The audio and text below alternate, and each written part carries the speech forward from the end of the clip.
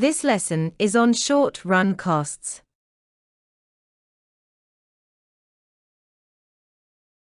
Costs of production.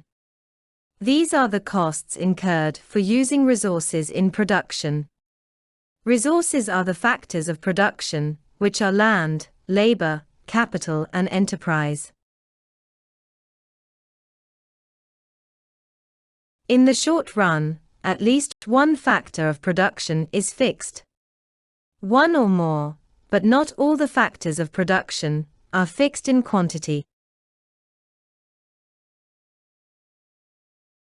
The short-run costs are fixed cost or total fixed cost, variable cost or total variable cost, total cost, and marginal cost.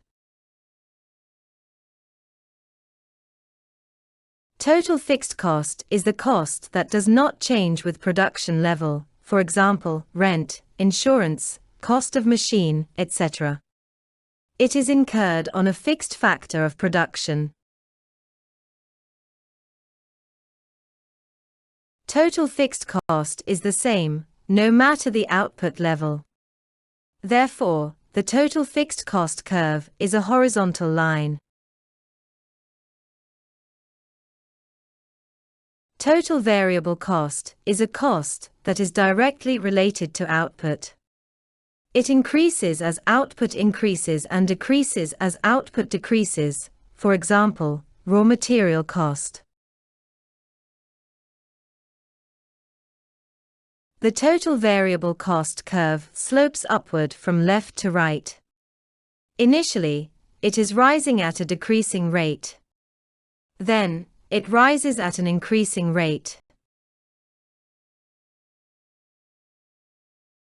The law of diminishing returns explains the shape of the short-run cost curves.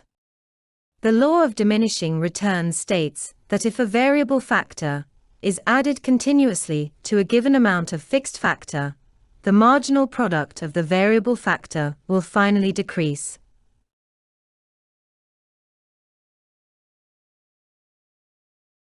The shape of the total variable cost curve. As more and more units of a variable factor are added to a fixed factor, productivity rises, causing costs to rise at a decreasing rate. Afterwards, productivity begins to decline due to the law of diminishing returns, resulting in a rise in cost at an increasing rate. In the diagram, the law of diminishing returns starts at D. Total cost is the sum of the total fixed cost and the total variable cost. Total cost and total variable cost have the same shape, but the total cost curve is shifted up by the amount of total fixed cost. It is rising at a decreasing rate first. Then, it rises at an increasing rate. Average total cost is the cost per unit. It is obtained by dividing the total cost by the quantity of output. Alternatively, average total cost is the average fixed cost plus average variable cost.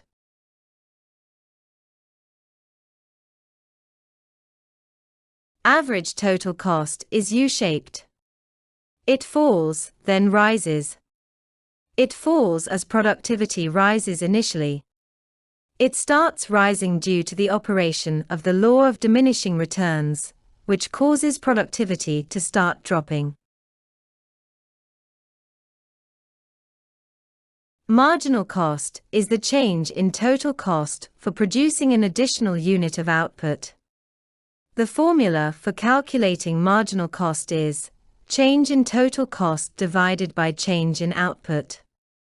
Since the total cost has the same shape as the total variable cost, marginal cost can also be obtained by dividing the change in total variable cost by the change in output.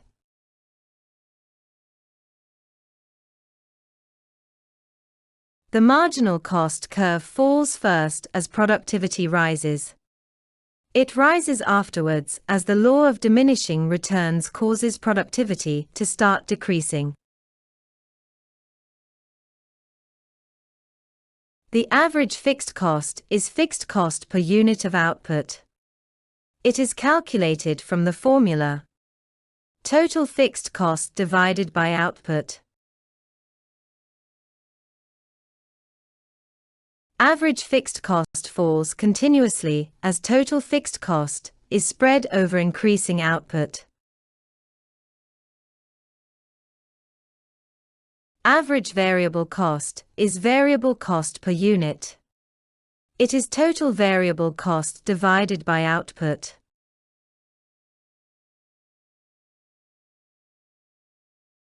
Average variable cost is U-shaped. It falls and then rises due to the law of diminishing returns.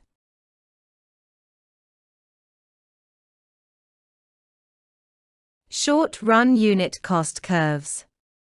The graph shows the curves for average total cost, average variable cost, average fixed cost, and marginal cost. Marginal cost reaches its lowest point before the average variable cost and average total cost. MC intersects AVC and ATC at their lowest points.